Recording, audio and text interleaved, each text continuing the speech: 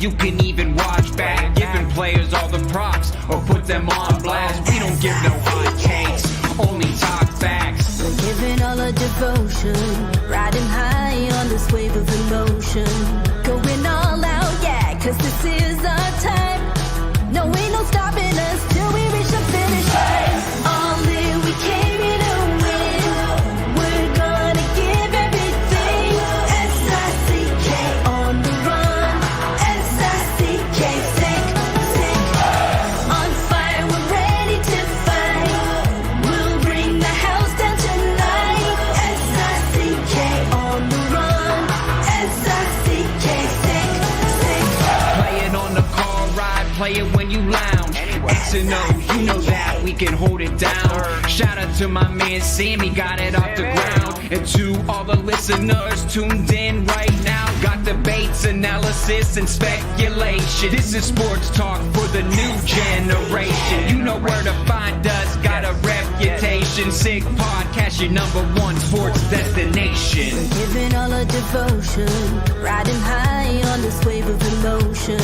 Going all out, yeah, cause this is our time. No, ain't no stopping us till we reach the finish line. All in, we came here to win. We're gonna give everything. S-I-C-K on the run. S-I-C-K, sick, sick. On fire, we're ready to fight. We'll bring the house down tonight. S-I-C-K on the run. S-I-C-K, sick, sick. S-I-C-K is the sickest podcast. Tune in for the audio, or you can even watch back. Giving players all the props or put them on blast. We don't give no hot takes, only talk back. S-I-C-K, S-I-C-K, S-I-C-K, S-I-C-K, S-I-C-K, S-I-C-K, S-I-C-K. all in, we came here to win. We're gonna give everything. S-I-C-K on the run. S-I-C-K, sick, sick. S-I-C-K, it's the sickest podcast. Tune in for the audio, or you can even watch back. Giving players all the props or put them on blast. We don't give no hot takes, only talk facts. We're giving all our devotion, riding high on this wave of emotion. Going all out, yeah, cause this is our time. No, ain't no stopping us till we reach the finish line. All in, we came here to win. We're gonna give everything. S-I-C-K on the run. S-I-C-K, sick, sick. On fire, we're ready to fight. We'll bring the house down tonight. S-I-C-K on the run. S-I-C-K, sick, sick. Play it on the car ride, play it when you lounge. X and O, you know that we can hold it down. Shout out to my man Sammy, got it off the ground. And to all the listeners tuned in right now, got debates, analysis, and speculation. This is sports talk for the new generation. You know where to find us, got a reputation. Sick podcast, your #1 sports destination. Giving all our devotion, riding high on this wave of emotion. Going all out, yeah, cause this is our time. No, ain't no stopping us till we reach the finish line. All in, we came here to win. We're gonna give everything. S-I-C-K on the run. S-I-C-K, sick, sick. On fire, we're ready to fight. We'll bring the house down tonight. S-I-C-K on the run. S-I-C-K, sick, sick. S-I-C-K is the sickest podcast. Tune in for the audio, or you can even watch back. Giving players all the props or put them on blast. We don't give no hot takes, only talk back. S-I-C-K, S-I-C-K, S-I-C-K, S-I-C-K, S-I-C-K. S-I-C-K. Turn up your volume. Because you're about to listen to The Sick Podcast. With Tony Marinaro. 55 seconds left in the penalty, a minute and 27 seconds left in regulation time. Boston 4, Montreal 3. Lafleur coming out rather gingerly on the right side. He gives it into Lemaire, back to Lafleur. Oh! The sickest Montreal Canadiens podcast. You're in the fall! Sports entertainment like no other. Rejoint, on lui fait perdre la rondelle, une passe devant. Et c'est Canadien qui concède le dégagement et ce sera la victoire des Canadiens. Coupe Stanley pour les Canadiens. Le 23e de l'histoire. You found the dogs! John, you found the dogs! He found the dogs! And all together, they worked a young team to the top. And now, a 24th Stanley Cup banner will hang from the rafters of the famous Forum in Montreal. The Canadiens win the Stanley Cup. Brought to you by Energy Transportation Group. Driven to be different. La Vida TB. Embrace your true nature. And Playground, your premier gaming destination. It's gonna be sick.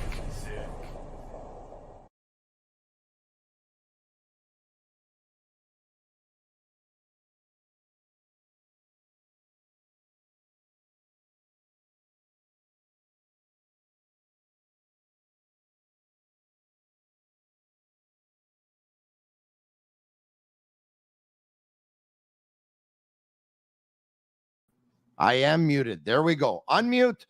Marinaro on this Thursday, March 14. The Canadiens lose by a score of 2-1 to the Boston Bruins on a goal in overtime by the Bruins. Much better than the 9-4 loss that they suffered in Boston back on the 20th of January. But then again, a loss is a loss is a loss, but maybe not. Marty St. Louis yesterday talked about players having pride, talked about wanting to avenge that 9-4 loss, talked about being ready. And he's been talking about attitude. It seemed like some players had the pretty good attitude tonight. The Canadiens were ready to play a much tighter game, a much more defensive game. And Marty St. Louis talks about managing the risk factor. Well, they didn't manage it very well in overtime, or at least Mike Matheson did not. And it came back to bite him. A counterattack by the Boston Bruins on a turnover leads to a 2-on-1. And there you have the game-winning goal. There's so much to talk about. A lot of Bruins fans in the city. Always special when the Canadiens play the Bruins. The Sick Podcast brought to you in part by Energy Transportation Group, a leading full-service logistics provider serving all of North America. Driven to be different. Also brought to you in part by La Bitte TB, brewed in Quebec, winner of a dozen international awards. La Bitte TB offers quality microbrewery beers made with premium ingredients for everyone's taste. La Bitte TB, embrace your true nature. Also brought to you in part by Playground.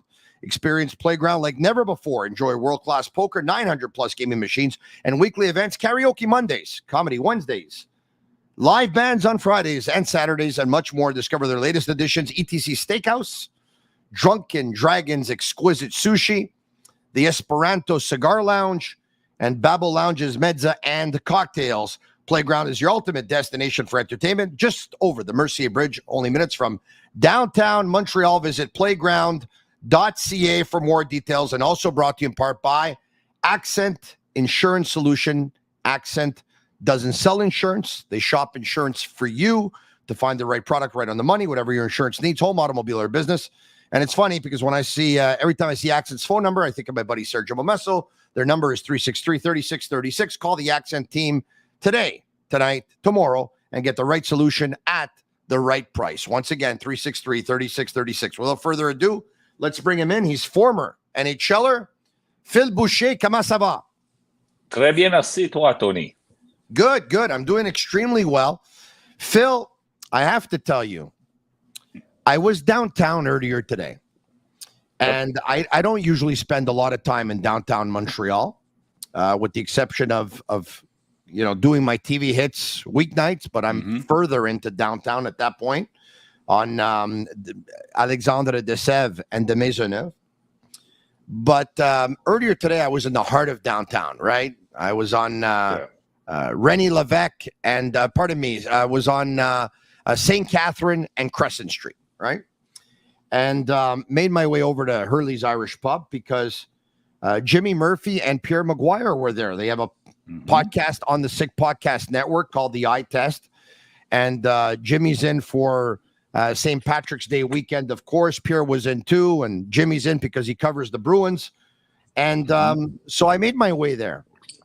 Phil, if I hadn't gone downtown today, I would have never thought that there was still so many Bruins jerseys that I saw today for game day. So there's so many in the city. They were out and about. And there's actually, a bunch of them came down from Boston. St. Patrick's Day, of course, is on Sunday, the 17th. They came down, watched the game tonight, celebrate it today, celebrate tomorrow in the pubs, celebrate Saturday in the pubs, the parade on Sunday, and celebrate all day Sunday, and then maybe go back on Sunday night. But it just goes to show you, Phil, even though the rivalry is nowhere as close as to where it used to be, nowhere as intense, especially in the 70s when it was at its best. But even though the Canadiens are in a rebuild and Boston's one of the better regular season teams in the league, that rivalry is never going to die, Phil. It's nice to see. Well, people from Boston know how to party, right? So and Montreal's a pretty good town to do so. So it's a good weekend for them to come down. And it's too bad that the rivalries, like honestly, I think it took them 3-4 months into the season before they played their first games, Montreal and Boston. And we only hope that it can look like what we've seen tonight, that Boston will stay a playoff team forever. Seems like they have been a playoff team forever. And if Montreal plays like that and keeps improving did you watch the press conference of Martin St. Louis after the game? So as a matter of fact, I did. Yes. We'll get to it in a second. It's kind of how cocky did he look? Honestly. I like that. If they can take his demeanor, his confidence, and what he's trying to instill in them, Montreal is going to be a playoff team sooner or later.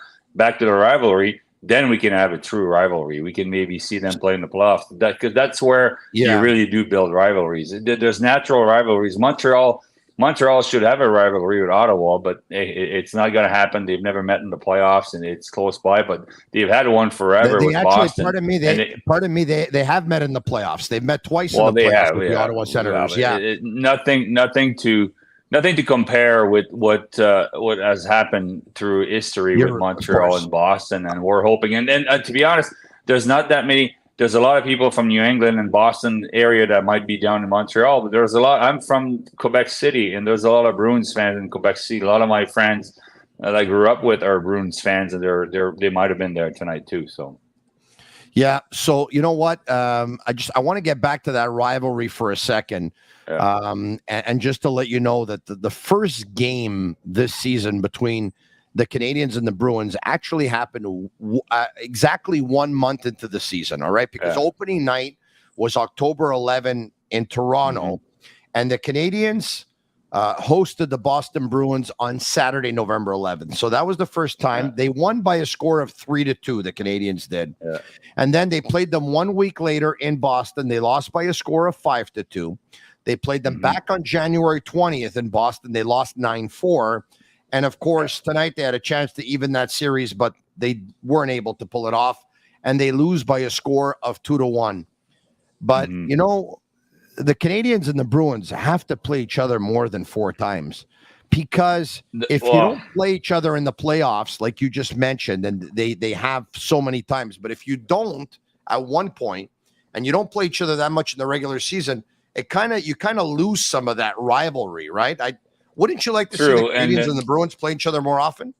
Oh, would I ever? And it'd be natural to see them play. It would rekindle that rivalry. But there's a certain player named Connor Bedard or Connor McDavid, and if we want to see them here in Montreal once a year, then everybody has to play each other once on the road and at home. That's the problem with 32 teams. And if we do go to 34, Montreal is going to play less and less against Boston. But that being said, I wish they would. I wish they would play a little bit more against one another. Probably same can be said for the New York teams that are right the bus division there. They're minutes away from each other, and they don't play each other all that much. So that's the way the NHL is built right now with 32 teams and the need to promote certain players in certain markets. All right, why don't we do this? Let's get to the lineup if we can.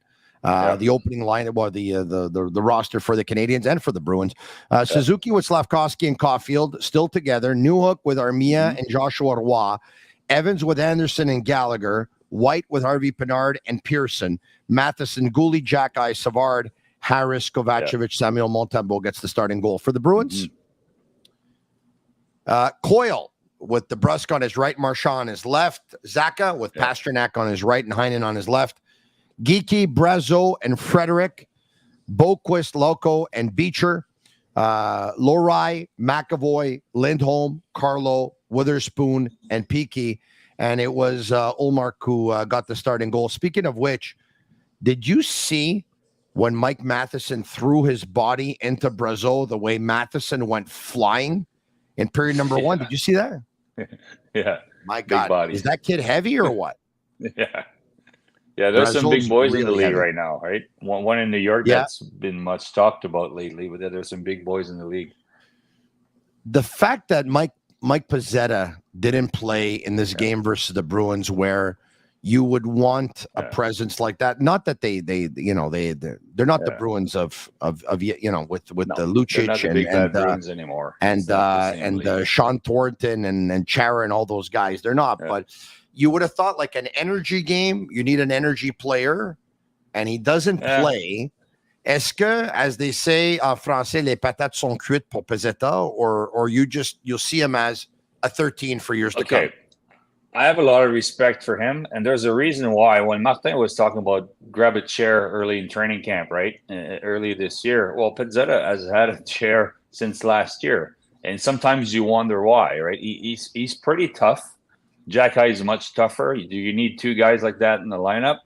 He must be very good in the locker room. A lot of guys made a lot of money and spent a lot of years in the NHL because they were first good players, but they were good in the locker room. But why would Pezzetta be in the lineup tonight? I would trust that Martin dressed the right guys tonight because they did a good job. They played really well against a very good team tonight. Is Pezzetta in danger for next year? Well, if Roy plays like that, if some of the younger guys keep playing well and have a chance to move up with the team, and if Montreal grabs free agents, right? Do you need a goalie now for Montreal? No, they got two good ones. They're going to need the time. Do they need an extra defenseman? No, they don't need an extra defenseman. If they have money to spend, if they can free up some cap space, they'll be up front. And then Pezzetta might be in danger for next year. But I'm fine with him not playing tonight. The problem I have in this lineup, to be honest with you, it's Colin White. Why is Colin White in Montreal? I like to when I was in junior hockey, I played in the NHL a long time, but I was a GM for quite some time in major junior hockey. And I like to recycle first-round picks and give them another chance. But was that the right call to do when you had Alex Barré-Boulet on waivers the same day? I would have gave a chance to Barré-Boulet because I think Montreal needs some help on the wing. But so that's the only question mark I have in the lineup right now is Colin White. Would Pezzetta would have been better in the lineup tonight? I don't know.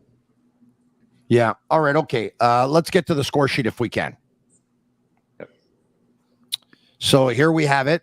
Period number 1. That's when the 2 goals came in regulation, that is. And it's Heinen, 4:49 in. Phil, as a guy who played defense in the National Hockey League for a long time, I don't know how many times you had a chance to watch this goal back with a replay. I watched it several times, okay? And Pasternak's got the puck by the right boards. I believe I'm sorry. Okay, you hear me? Okay. For whatever reason, I'm getting feedback. Do you hear me? Hello? We lost Phil? Are we going to get Phil back? We're trying to get back Phil. All right. We're trying to get back Phil. I'm not so sure I know what happened there. But anyway, I wanted to mention to Phil that it seemed like there was some confusion on the play where, Jack-Eye was on Pasternak at one point. Savard went to Zacha. Heinen went to the front of the net. Jack-Eye, Pasternak takes a shot. And then at one point, it looks like Jack-Eye calls over to Caulfield and tells him, you get him. I got to go back to the front of the net. Suzuki was kind of like in a no man's land, not knowing, do I cover down low or do I cover up high and grab a defenseman? And then Slafkovsky ends up nearest to Heinen, who's able to jump on that puck, win that puck before Slafkovsky can, and jam it home. But it seemed like there was a lot of confusion. I'm not pinning it on Slafkovsky. As a matter of fact, I wish I would have had the opportunity to talk to Marty St. Louis about it, and see what's going on. But anyway, there seems to be a tremendous amount of confusion in defensive zone coverage, in when to play. For whatever reason, they've been playing man-to-man a lot this year. Most teams don't play man-to-man. I've mentioned this before. I spoke with a former NHL defenseman who told me, Tony, I really didn't like man-to-man when I played, because it absolves, it removes responsibility from a lot of people, because, some players will say, well, I had my man, that wasn't my man. I think we got him back. Phil, you there? Yeah, so my bad there. I was trying to rewatch the goal while we were speaking. Lost you with my AirPods. Look, it's all good, and I'm happy if you did have a chance to see the goal back. But I was mentioning that it seemed like there was a lot of confusion, Phil, in the defensive zone where Pastrnak had the puck. I think Jackeye was going after him. Savard committed to get Zaka, or Zaka who had the puck, and then to Pastrnak. And then once Pastrnak shoots the puck, it seems like Jackeye leaves Pastrnak, looks over at Caulfield, says, you get him. Slafkovsky, Suzuki's kind of stuck in between down low coverage or getting a point man. He's in no man's land. Slafkovsky finds himself closest to the guy who the puck ends up on his stick, which is Heinen. And I was talking about the Canadiens playing man-to-man, and I was saying that I spoke with a former NHL defenseman about a week ago who told me, he says, Tony, I hated man-to-man. I really did, because it takes away responsibility from a lot of guys. I had my man. It's not my problem. It's his problem. The first thing I was told when I entered the NHL by a few of the veteran Ds, Doug Bodger and a bunch of guys I played with, Randy Moeller, they said, never trust the forwards. It was kind of funny at the time, and it was and they wouldn't trust us offensively. But the one thing when I played, when I wasn't sure where to be, I was always told, just stay in front of the net and then react from there. It's like in basketball, the key, right? You have the key in basketball. You can't really spend time in there. I'm not a huge basketball fan. I don't know all the rules, but in the key, if you picture that on a hockey rink, if you put 5 bodies in there, not much bad can happen. They'll move the puck around, right? So when you do play man-to-man, and then if you do picture the guys in the key, you would have your 2 defense in front, right? So when you do play a certain system, which is more zone or press or whatever you want to call it, you would have 1 D in the corner. The center would support him. I called it layer defense when I coached it. The D would go in first, or the center would go, or the F1 would go. And we always keep a defenseman in front. If a forward was in front, you would switch with them. So on that goal, when you see Slafkovsky's not used to being in front of the net. That's the problem with man-to-man. Like, you'll have defensemen that will move up to the blue line, and you have forwards that will react to their players, and they will go to the front of the net.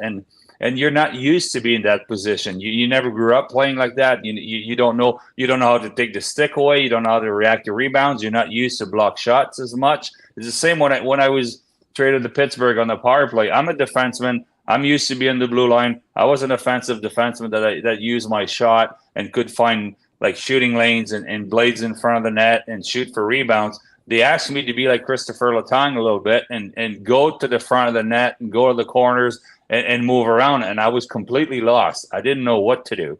And then for a lot of those young players, I think young forward, even veterans that have been in the league for a long time, like Gallagher, when you go man-to-man and you get stuck in front of the net, you don't really know what to do. And that's a perfect example, I think, of what happened with that first goal.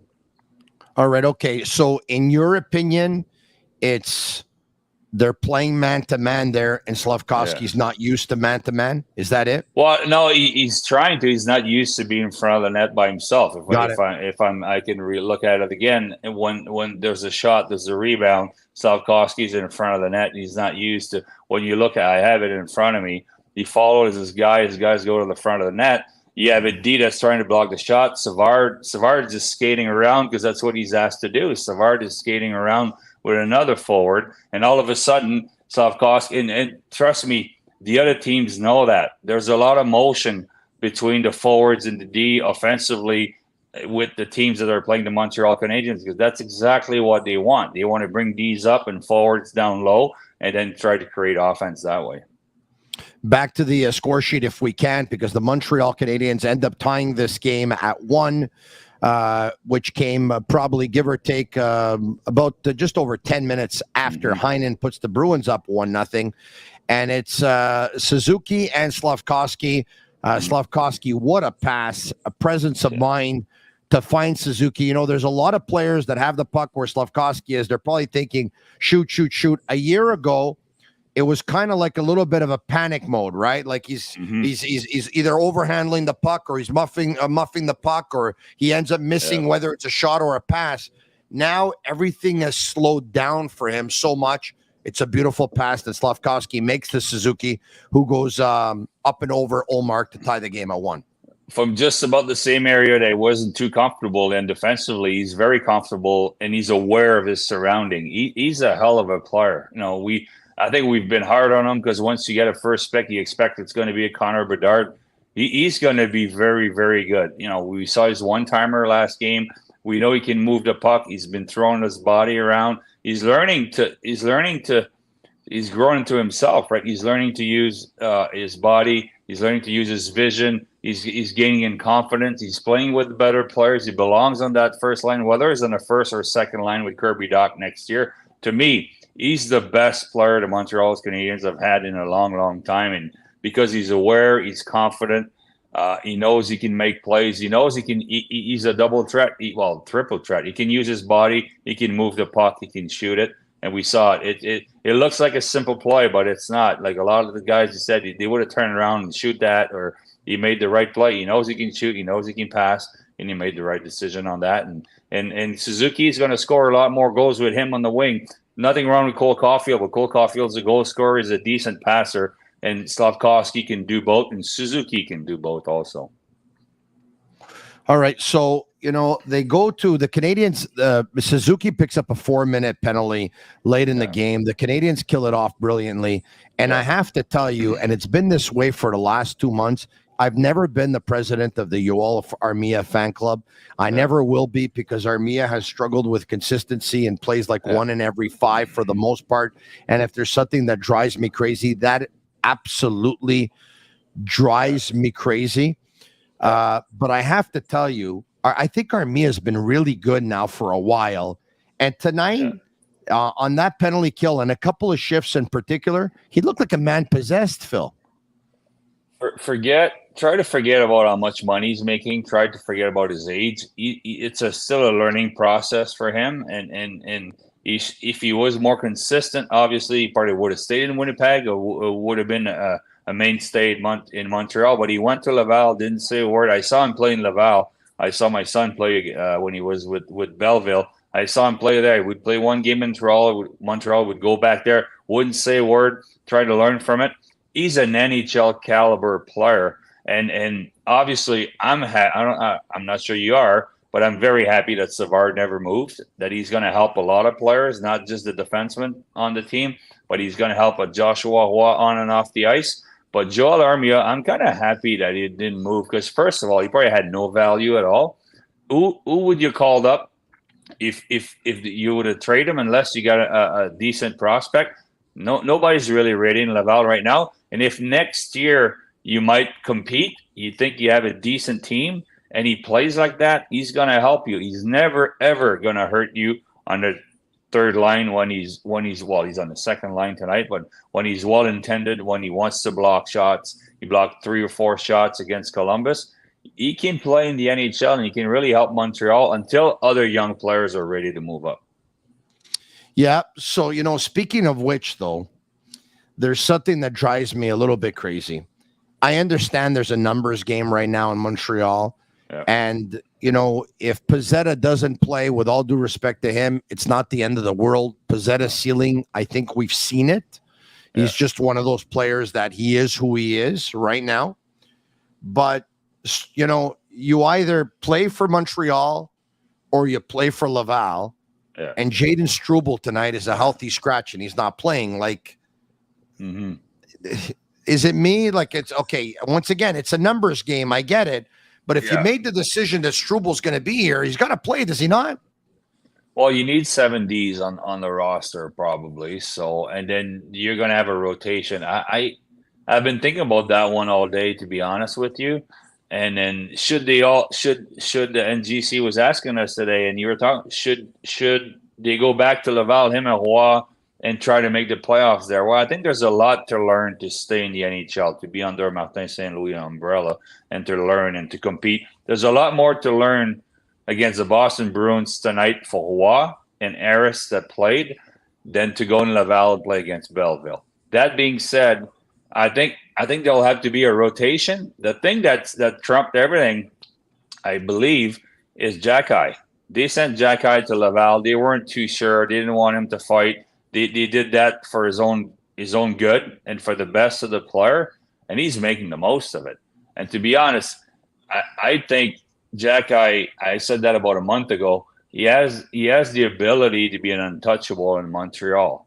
And then because Suzuki will be, Caulfield might be, Slafkovsky will be, Goalie you need to keep. We never talk about Goalie, but he's playing like a vet. He had a really, really good game tonight. But Jacky can be different. And the only problem he had, I thought, is he couldn't really be reliable on discipline. He took a lot of penalties, a lot of stupid penalties, really never really knew when to fight, when not to fight. And he could not play against top-handed players or first or second line. Now, all that being said, he's doing it. He's playing with Savard. He's +2, +3 every night or whatever. Scores a goal here and there. And then when I thought Struble was in front of him, now like he's really a top 4, and there's going to be a rotation in there, and which is fine. There's nothing wrong with Struble tonight watching the game from upstairs. He's going to play the next game. Primo had a shutout, and usually what do? You play him next game. Well, Primo had a shutout, and then they didn't follow that rule or whatever. And they know exactly where they're going with their players. They're going to play a certain amount of games for the rest of the year. Nobody's going to sit out for a long time. It doesn't hurt you to watch one game. It hurts you to watch 13 when Larry Robinson sat me for that long in LA, and I was about the same age, and I know where it really well. Long story short, 1 goal, 1 assist, +2 the following game, 2 fights, and he set me again. So I don't know why, but it happens sometimes. But that's really tough when you sit out for a long time. But if you do it here and there, because you don't want to. You ever had a chance to talk to him about that? Yeah, we did. We had a long talk about that. And we had a team meeting about that. And it was okay. I probably deserved to be. Did you buy what the coach was selling? Did you buy what he was telling you? No, not really. No. Not after a goal and an assist +2. You lose 3-2 and you get 2 fights. You should play the next game. But hey, I love Larry. One of the best men I ever met in hockey. But what I'm trying to say is they're not going to do that in Montreal. Harris played pretty well tonight. He's probably going to sit out. Jacky made himself. You can't scratch him. And Kovacevic might be the one that's going to miss a game the next time. I don't mind it. You want Laval to make the playoffs, but you want the guys there. How do you feel if he goes down for a game, takes somebody's spots, he doesn't want to be there, he takes bad habits, he comes back, and then you put him in the lineup, you send Harris for a game. I don't think you want to play that musical chair with the Ds. You could take the decision to send him down till the end of the year. Yeah, who are you going to call up? Somebody needs to come up. So you're going to sit out Barron for the next 4 games? You need 7 Ds at least. An NHL team to me is 8 Ds. It's easier if you're on the road to play a D up front.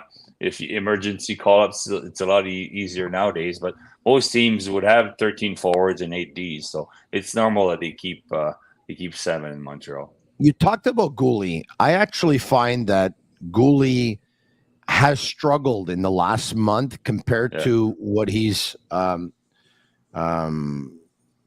used to showing us. Mm-hmm. I also understand what's going on. You got a 22-year-old defenseman. He's playing on an average team. Let's face it, below average team. Let's face it. Who gets the second most ice time of any defenseman on the team. And that's been going on for a couple of months now. And is asked to play the right side of defense. As a guy, once again, who played defense in the National Hockey League, how tough is it? Can you begin to describe the situation this guy's in right now? A young defenseman who's the second most used, who's playing 62 games, the most games he's ever played at the National Hockey League level, because last year was his rookie season. He played 44, and he's playing on the offside. Okay, I'll try to picture it to you. Dave Tippett came to me years ago and said, "Hey, have you ever played?" I was a right-handed defenseman. He said, "Would you mind playing the left side?" I'm like, "Oh, never played really the left side other than on the one-timer on the power play." He's, "Well, are you going to play with Zubov? Do you want to play with Zubov on the left side?" Oh, yeah, I'll go play with Zubov, the best player in our team on the left side. And he made me a very, very good player. Flip that around now. You go to a young player that's 22 years old, starting in the NHL, and you go, "Well, listen, you might probably never played your off wing or offside other than on a power play in junior, but we need you on the top pair, playing against top players every night, playing 21, 22, 23 minutes a night, and cover up for your partner, Matheson, that I like a lot. I like him a lot, but he's not perfect. We've seen it tonight. You're going to cover for him on top of that." So that shows you how much confidence the staff has in him. And that's big time mileage that he's getting right now. Because whenever they find a way next year, whatever the pairings are going to happen to be, whatever the best fit is going to be, if he's on the first or second pair and he goes back to the left side, imagine how comfortable he's going to be and how much experience he's gained this year. But that's a huge show of confidence for Martin St-Louis or Stéphane Robidas to say, even though you're a young player, you'll play your offside. You're going to be on the top pair.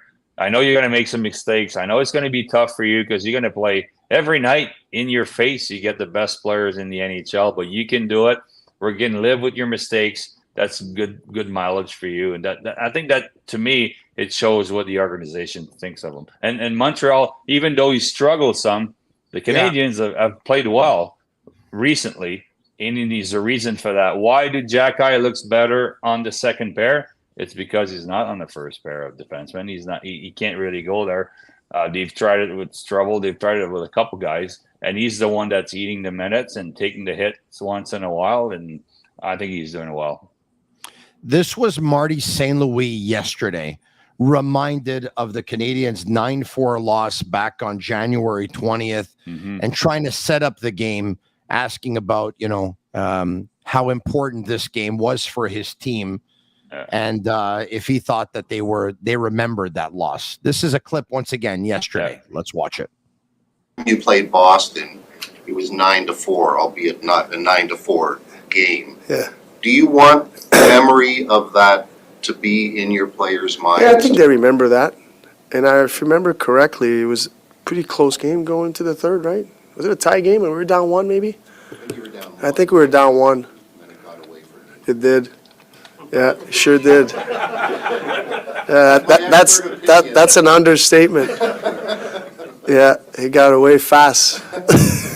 Very far, too.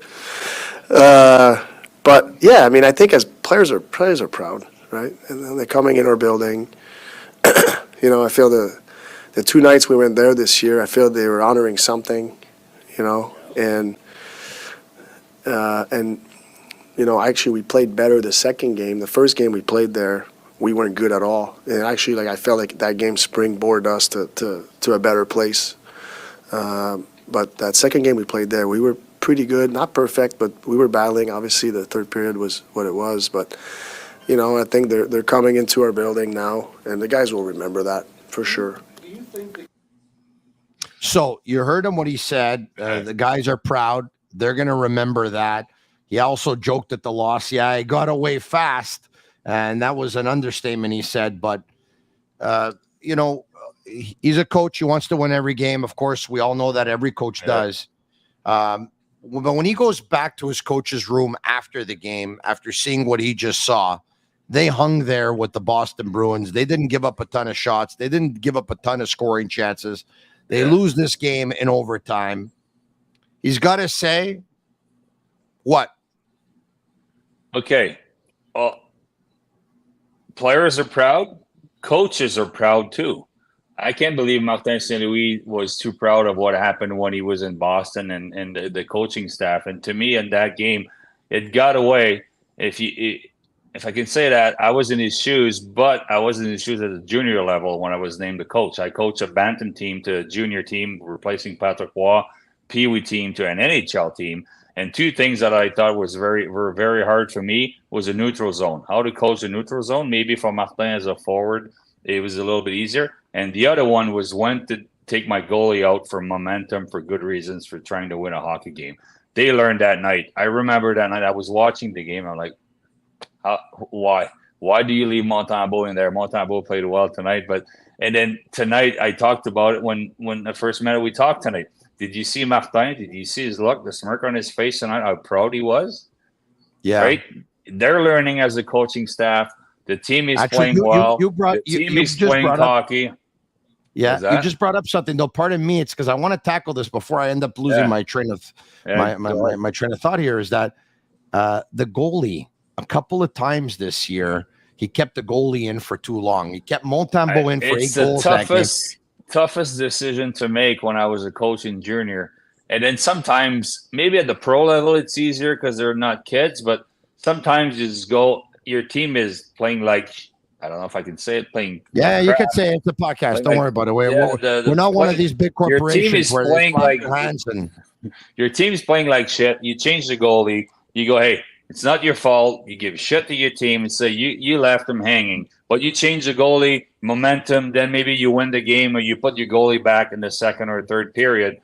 But but it's a tough decision to make. You don't want to hurt any feelings. Maybe at the NHL level, you don't want to hurt anybody's feeling in that. But when you leave him in there, and to me, I thought it was the toughest decision to make when I learned to coach, because that's what I had to do for 5 years. So day one, I never coached a game at that level. And I think for Martin over the last 2 years, a couple of times, if you do want to win the game, and right now I think Montreal wants to win games. They're not trying to win the Connor Bedard sweepstake. There's a couple of times they could have changed the goalie over the last year. And that was one of them where the coaching staff said, he said it. We were playing pretty well and he got out of hand in a hurry. Well, there's certain things coaches can do too. They look at themselves in the mirror also. When I was coaching, I would look at myself in the mirror as a player, and I'm pretty sure they did that after that game. And there's a reason why Martin. I enjoyed. Well, he's always good in press conference, but he was very cocky or proud of his team, and for the right reasons tonight. Didn't he leave Jake Allen in for 7 of 7 versus the St. Louis Blues, I believe? Oh, yeah. I think Primo was in for 5 goals at one point, and they all beat him the same way. Yeah. By the way, speaking of Allen, if I'm reading correctly here, he gave up his first goal on the first shot against them 15 seconds into the game. He actually gave up 2 goals on the first 3 shots by Dallas in this hockey game. But guess what? He makes a ton of saves. He stops 35 of 37 tonight as Dallas outshoots New Jersey 37-20. But Jake Allen and the Devils win by a score of 6-2. There was some big games. There was some big games tonight. There was a statement. Well, at this time of the year, there's tons of them. Yeah. Carolina made a statement on Florida, beating them 4-0. I mean, that's, everyone's been talking about Florida walking away and winning the East now. And Carolina, that was their way of saying hello. Yeah, and hold on, I got to mention something because I took some heat last year when I was talking about Zach Benson on your podcast. I was called many names when I said Montreal should think about draft, not by you. They should think about drafting him or moving back to get him. Might not have been the best decision because Caulfield is a small forward who's got 2 goals tonight, Zach Benson. And by the way, I went on Twitter X, and he tied me for we're 228 on the Sabres list for points tonight. So I'm very proud of the kid. I had him with Team Canada U17. I've loved him since day one, and he's with Middlestad moving. He's getting more ice time, playing well. Could the Sabres be a playoff team this year? I don't know, but with Bo and Byron, that was a good trade. Really, really good trade. So there were some big games being played in the NHL. I think it was a good trade for both teams. It should work out that way. That's the idea. Yeah. Right. Benson, 9 goals, 14 assists, 23 points in 56 games. Not 5 bad. points 5 points in the last 2 games, if I'm not mistaken. Not bad for a rookie. Yeah. Bad for a rookie. Once again, undersized. But you said it. You said, you know what? This is a kid that you put your name on the line, and you said this kid's going to play in the National Hockey League, and he's going to be a good player. So good for you for bringing it up. All right, okay. Let's get back to, so the Canadiens kill off that penalty late in the third. Yeah.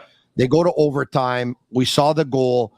It's 3-on-3 hockey. Caulfield, Suzuki, and Matheson. Matheson decides to pinch. He's in the offensive zone. Yeah. He gets stripped of the puck by Hampus Lindholm. And Caulfield was going towards where Matheson was. So he was like also caught in no man's land there. And then it goes from Brad Marchand and Jake DeBrusk on a 2-on-1 with Suzuki being the last man back. You saw Matheson's reaction after the game. He was really upset with himself. Once again, you talked about, I like the player, even though he's not perfect. That's the example, right? Great skater, great offensive instincts, but every now and then there's some mental blocks, there's some giveaways, there's some turnovers. It's part of his game. Well, he's upset himself, but 3-on-3, it's a totally different game. So 3-on-3, you're asking, sometimes teams would go with 3 forwards, right? So you're asking players to do different things that they do 5-on-5. He was a lead rusher on that. He stayed down low.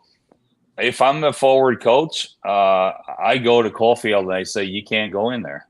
Caulfield created a 2-on-1, not Matheson, right? It is a giveaway in the corner, but if Caulfield stays back, again, it's 2 forwards in uncomfortable positions, skating backwards on a 2-on-2, but nothing should happen. They're good players they can handle that. So Caulfield goes in there. Matheson, right? He could have peeled back earlier in the play, but when he doesn't, I think Caulfield's got to cover, and then Suzuki needs to learn to play a 2-on-1. Give the shot, trust your goalie, don't let the pass go across. The percentage of Matheson pulling off what he tried to accomplish, though, by trying to go through everybody on the ice like that, it's a very low percentage. But well, when I said earlier in the podcast, don't trust the forwards. Right, and when I was at D's, whatever system we play, it's what's coming at us. So he went there. What was coming at the forwards at Caulfield was to peel back. So Montreal was trying to win that game. To me, on that, it's just you don't want to let teams create 2-on-1s on that one, or in overtime or in any situations, and they made it very easy on Boston to win that one, unfortunately. You talked to us before about how much you like Juraj Slafkovsky. There was, I think the NHL put up something on X. Let's see if we have it. Most points in a season by a player age 19 or younger in franchise history. Mario Tremblay, 39 points. Stéphane Richer, 37 points. Juraj Slafkovsky, 35 points. It's pretty good company with the exception of Kotkaniemi. I don't know what he's doing in there, but anyway, it's Kotkaniemi 34 points and Henri Richard at 34 points. Also, another stat we can bring up is he's got the second most points of any teenager right now in the National Hockey League. Him and Connor Bedard. Yeah. Listen, that it's pretty impressive when you think about it. I don't think Mario Tremblay was that good at 19. And when you think about the history of the Montreal Canadiens and how many good players, some of them had to wait in line, though. Probably some of them were very, very good when they were 19, but he had to wait behind a loaded team. But Slafkovsky, again, he's a good player, and like you said, Connor Bedard is an elite player. It's a totally different world than what he's doing right now. My God, he's doing what was expected of him. But how high were the expectations? How much fun is he having, and how he's going to transform that franchise? And he would have more than one team's tried to get him last year. But back to Slafkovsky, it's impressive because he does it on a team that doesn't score. It's not a powerhouse. He's not surrounded by the best power play in the league, by the best QB in the league, or by the best center. I like Suzuki a lot, but it's pretty impressive what he's being able to do. And I think next year, I think we're realizing what we're having here in Montreal with him, and there's no doubts anymore. Everybody's happy and all that. But I think next year might be if we can add a couple of veterans, or if Suzuki and Caulfield can gain more experience, we might see what we really have. Might be a coming out year for him next year. Connor Bedard, 18-year-old rookie, 5'10", probably on skates, about Maybe. $180, 51 points in 52 games. Playing on a team that has Taylor Hall got hurt early on in the season. They got Kurashev, Foligno, Blackwell, Anderson. I mean, Athanasiou, Radish, but there's not much there. On defense, Vlasic, Jones, Korchinski, Megna, Tenorti, Zaitsev, like probably the worst team in the league. They were, one of the worst teams last year, one of the worst teams this year. The problem is points. He might get 100 points next season. Oh, he probably will. I wouldn't bet against that. And you're a betting man, I believe. I'll bet with you. I'll go along with you on that one. He's going to get 100 points and more. But they're going to have to surround him. I don't see that many good young players coming up. They're going to get a very, very good pick this year. They want to get Foligno. They got Perry. It didn't work out. I think they had good intentions to surround him with good players. I didn't really look at their cap number. I think they're going to look to add veteran players to play there. I think it's going to be a very attractive place to go. If you're a left winger in the NHL looking to score more goals and have a good time and play with a good player, I think it might be easy to attract some players in Chicago to play along with them. All right. Okay. So once again, Montembeault really liked his game, really liked Caden Primo's game, the other game. What would be, not that it makes a difference, but how would you what's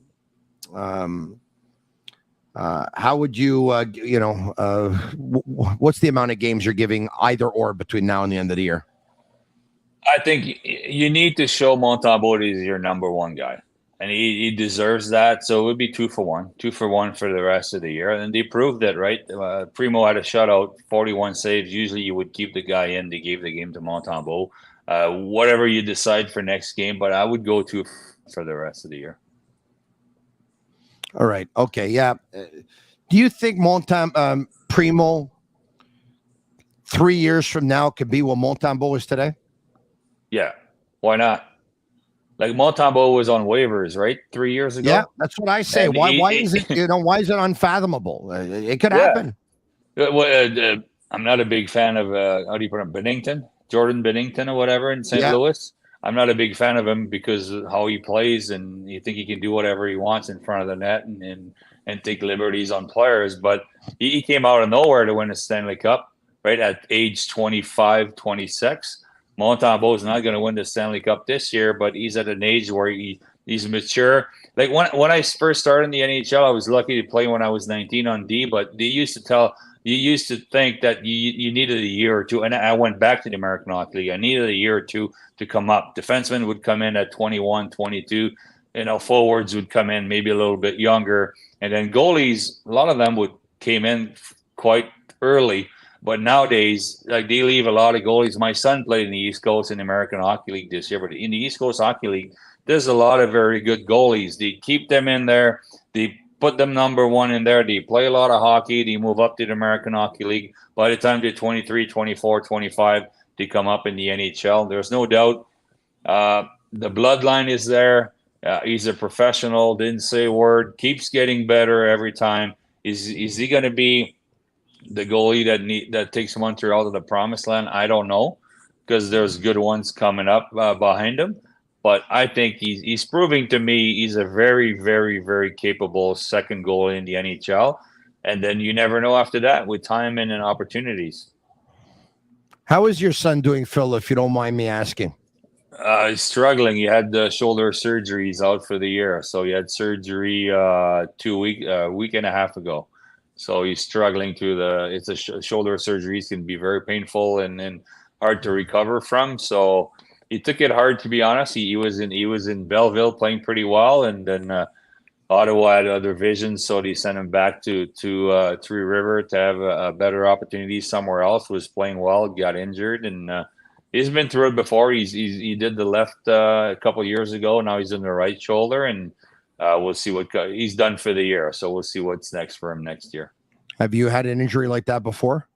Shoulder. Yeah, I've had a ton of injuries: shoulder, foot, and wrist, and eye injuries. So I feel his pain because he really had a good year, and he really believed he could make it here in North America, and kept the dream alive of one day playing in the NHL. I wouldn't bet against him, but Europe could be the next step for him too next year. That'll be his decision. All right.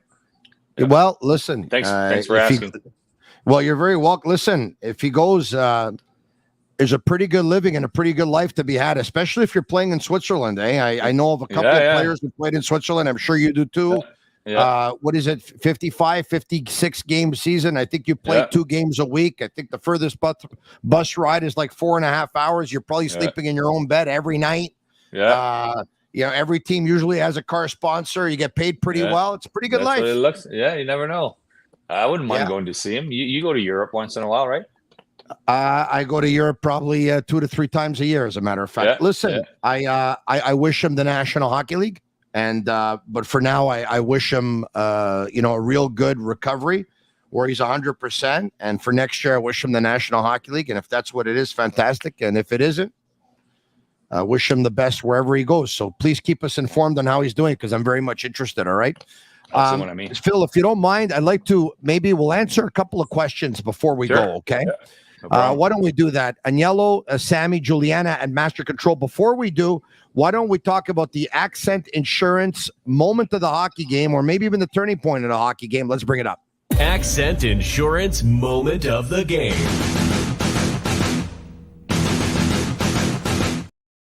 Look, in a game, there are usually several, but I think tonight you have to look at games decided in overtime. I think you have to look at the game-winning goal.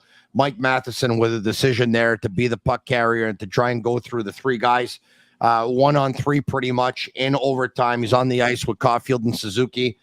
Caulfield decides to go maybe support a little bit too late instead of getting back. And as Marty St. Louis talks about, you have to know how to manage the risk. And that was a situation where they did not manage the risk very well. And the puck goes from Lindholm to Brad Marchand on a 2-on-1 with DeBrusque, with Suzuki, the only guy back. A saucer pass over Suzuki's stick. DeBrusque picks it up on his forehand, left-handed shot. Montembeault probably thinks he's shooting right away to the backhand and goal. That's your Accent Insurance moment of the game. The former coach in me was watching it again right now, and I disagree with you. Like, Matheson went around one guy, tried to go around one guy, fumble the puck. That happens. Caulfield should have stayed back. But that's the moment of the game. Caulfield should have stayed back and cover. So, but hey, Martin St. Louis said that in the press conference. That's the teaching moment tomorrow. If Marty decides to go back and look at the tape, he'll say, Cole, Mike takes a decision here. It's 3-on-3 hockey. He decides to go take one guy to the outside. All right. And he loses that battle. The puck's turned over. Lindholm ends up getting it. But if you're back in your spot because Marchand being an experienced vet, he's saying, okay, you know what? Let me hang over here. And if I can get that puck, boom, I'm gone. And there you have it. So that's the teaching moment, eh? Well, if I'm Alex Burrows, that's what I say to Caulfield. If I'm Robidas, what I tell Matheson is, which I hate that when you go in and circle back. I think the NHL should take that. You should never be able to take the puck back out of the blue line. But anyway, so maybe you tell Matheson, if you realize you can't go, just come back, regroup, and go with the forwards. But Matheson thought he had a chance. He just fumbled the puck. And then after that, it's the reaction of the other players that caused the goal, to me. But it's still the moment of the game. Yeah. I see what some of the things that are written on the chat, and Matheson, he gives fans different emotions, right? Yeah. Sometimes he does amazing things, and it's like, wow, love this guy. And sometimes, unfortunately, there's either a turnover or whatever it is. He's on the ice so much. Yeah. He handles the puck really well. He has a tremendous amount of confidence in his ability. Like, he believes like he can take guys on and he can beat them. Mm-hmm. It's not a bad thing. Every now and then, it's not going to work out. Hey, nobody bats for 1,000, but I think the good far outweighs the bad when we talk about Mike Matheson. Okay, if I'm not sure I think what I'm going to say, but if I tell you that he's the best player on the Montreal Canadiens right now, could I be right? Could a few people agree with me? Look at the points, the minutes he's playing, the points he's getting, where he came from. He plays more minutes than everybody else, right? So, his stats are pretty good too. I don't think he is, but it's a big plus. And then, hey, the coach might not throw him under the bus, but put the pressure on him. The veteran made a mistake, but make sure you tell Caulfield to cover and teach your forwards to play 2-on-1 that play in 3-on-3. So it's going to happen sometime. We're probably comparing apples and oranges because you're choosing a defenseman. I'm going to choose a forward, so it's probably not fair. I'm going to tell you that Nick Suzuki is the best player on the Montreal Canadiens. But I understand your point. I agree 1,000% with you there. Yeah. Let's get to the number one centerman. Yes. Yep. Yeah, I think so. All right. Okay. Let's get to some questions. Agnello, Sammy, Juliana, bring them up. This one here is from Rafael Corrente. Does Gouli actually have number one defense potential? That's a question for me. I believe he has 1,000 game potential. I believe he has all the potential to be on a winning team and to be a difference maker. He's not a Cale Makar. He's not a Sergei Zubov. But Montreal is very lucky to have him. And he's going to need, if he's going to be a number one defenseman, they can say a bona fide number one defenseman, he's going to need a solid partner next to him that's going to help him be that. But when the Canadiens are going to be, when they're going to be, in my opinion, Phil, a legitimate Stanley Cup contender or a playoff team that can go deep, I believe that Caden Gouli will play 24 to 25 minutes in big playoff games as a shot on defenseman. That doesn't mean he's going to be. That doesn't mean he'll be a number one. But it does mean that we trusted in defenseman. In today's hockey, we think a number one defenseman should have 60 points, which is not the case, right? If you play against Connor McDavid in the final, you shut him down, you're a number one defenseman, and he might be that. Yeah. Other questions? Tony or Phil, do you think Montreal will sign a good free agent July 1st? I say no. Phil, you say? I hope so. And I think I'm a year ahead of their plan. I think they're going to look at all options, and I bring up Marchessault all the time. A guy like Marchessault or a player like that could take pressure off of Caulfield. Get Caulfield to go on the second power play when things don't go well, and put a little bit of pressure. I think the Montreal Canadiens they're going to be a very, very good team when Suzuki, Caulfield are challenged as number one centers and number one power play guy or whatever you want to call it. I got a question for you. Maybe so Marchessault is an example of and Gutschenu, who already won the Stanley Cup, and maybe it's a dream for him one day to play the Montreal Canadiens. So maybe he would sign for that reason, okay? But let's just say outside of that, a player who's never won a cup before and can go anywhere as an unrestricted free agent. Why would they choose Montreal, who's years away? Years away. Yeah. And but to be honest, Marchessault could make sense, right? Marchessault could make sense. I don't believe Vegas is going to bring back Marchessault. Whoever you bring in, you're going to have to overpay for, sorry to say that, for tax reasons. You're going to have to overpay. And then and the environment that they create. I spend a lot of time in Florida nowadays, and they create an unbelievable environment over there with Paul Maurice, with a good team, and players want to go there. And when you get an offer, if you go dollar for dollar, it's not the same offer. That being said, there's a lot of players that believe in traditions, believe in trying to help out a team or to make a difference on a team that could be attracted by Montreal. And let's hope that with Slafkovsky, you need to. When I went to Dallas as a free agent, I wanted to win the Stanley Cup, and I wanted to play with Zubov and Kevin and Darian Atcher and those guys, and Modano and Bill Guerin signed the same day as me. You need to bring in, and I did not go there for the taxes evasion or whatever you call it. but I wanted to win there. So you need a certain attraction, or you need to pay the players a lot more. But I think in Montreal, the market, there's no buildings like Montreal. The players that are in San Jose, whoever could be a free agent in San Jose and get an offer from Montreal, I want to go into a hockey market. I think they have a chance, but if you look overall, it's a lot harder for Canadian teams to bring free agents than it is for teams down in the U.S., unfortunately. There's one challenge with the whole Marchessault thing. You know what it is, right? Go ahead. They're not a big team. Yeah, I know. They're not. Well, no, I don't think Vegas is going to bring him back. Yeah, I know, but Alex Newhook is 5'11". Nick Suzuki is 5'10.5". Cole Caulfield is probably 5'7". Raphael Harvey-Pinard is probably 5'10". Brendan Gallagher is probably 5'9". Like, how many of these guys? What do they win the cup in China? It's a Marchessault type player, a veteran guys. To me, they need goal scorers. And take Army out, put Marchessault with New York and Ottawa. Do you think Montreal is a better team? And that might be your second or third line when Doc comes in. Doc is a big body. He can add big bodies to the line. I use him. I've thrown his name around all year long when I do this and with GC. But I think they're a year away. I'm hoping this summer they would do something like that. I think what we're going to see this summer is a potential trade. I'm not sure what the target is. I'm not a big fan of Zegras. I trust that if Montreal, he's not a big body player either. He's got a great connection.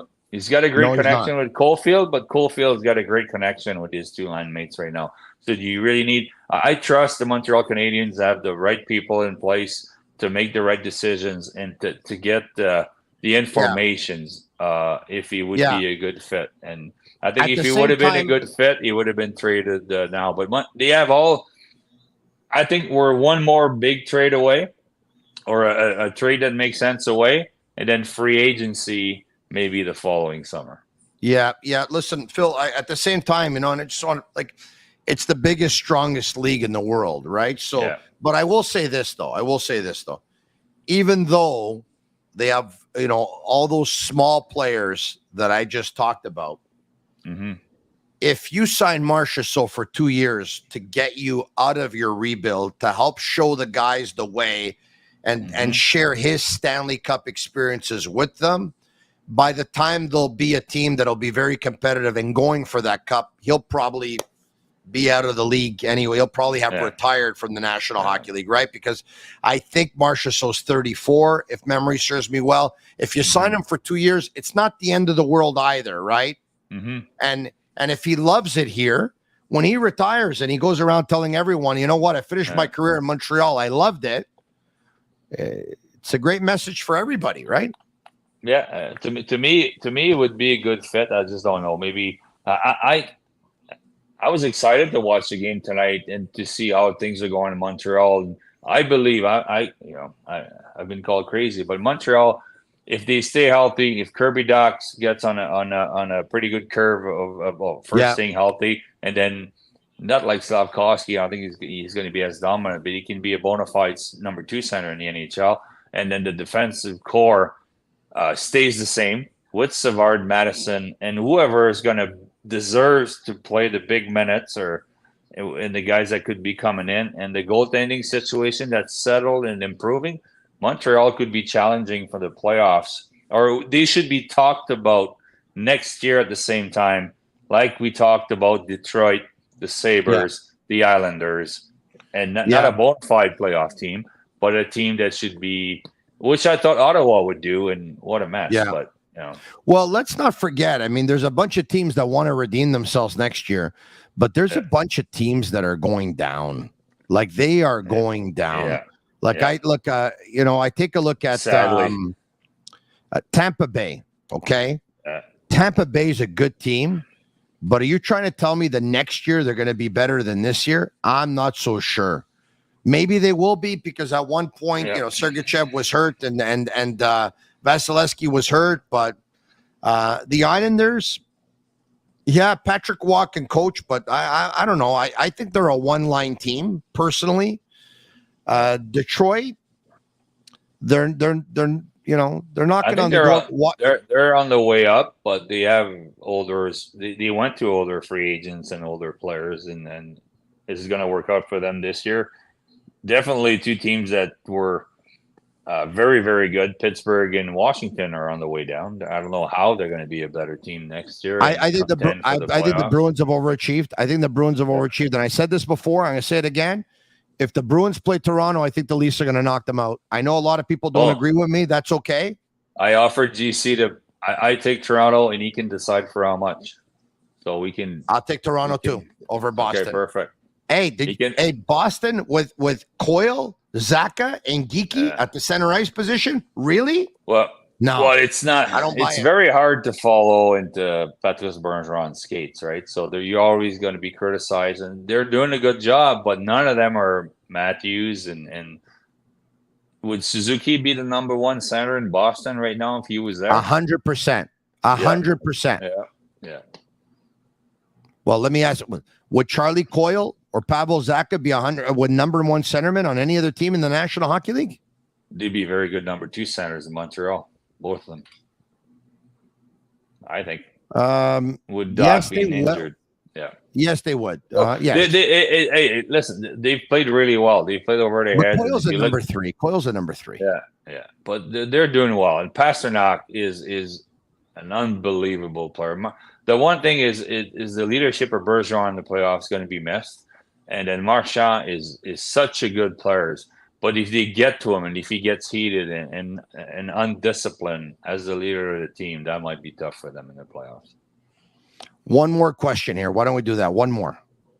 I think we're done. Are we done? I want to let everyone know. Okay, I was singing that Zach Benson tune last year with you and before that. So at this point, who do you like in the draft for Montreal this year?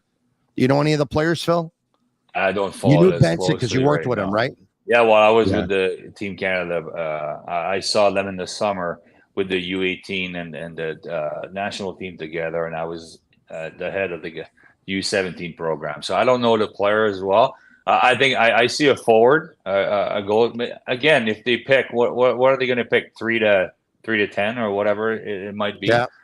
It's not a player that's going to play much. Well, I say that, and Benson was picked 11th overall, right, or something like that, and he's in the NHL right now. So I definitely think it's going to be a forward that I know.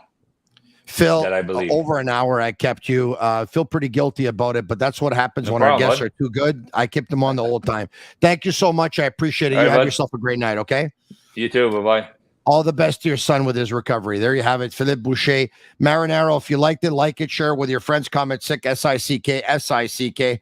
And please leave us a 5-star review on Apple. It's our way of feeling the love. Special thanks and special love and a special hello to Energy Transportation Group, as well as to La Bita TB, as well as to Playground, and as well as to Accent Insurance Solutions. And to all of you, our sick army, our sick community, thank you very much. For Agnello, Sammy, Juliana, and Master Control. Thursday night, the Bruins beat the Canadiens by a score of 2-1 in overtime on a goal by Jake DeBrusk. The Sick Podcast will be back tomorrow night, same time, same place, St. Patrick's Day and the parade on Sunday. Have a great next couple of days and weekend. Matt O'Hain will be in tomorrow night on the Sick Podcast. Ciao for now, but the Sick Podcast will be back tomorrow night, once again at 10 o'clock. For Agnello, Sammy, Juliana, and Master Control, the Cavallaro, I'm Marinaro. And that's a wrap. Hope you don't miss us too much until next time. Follow the Sick Podcast with Tony Marinaro on YouTube, Instagram, Facebook, Google Play, and Apple Podcasts. The Sick Podcast is brought to you by Energy Transportation Group, driven to be different. La Vida TB. Embrace your true nature. And Playground, your premier gaming destination.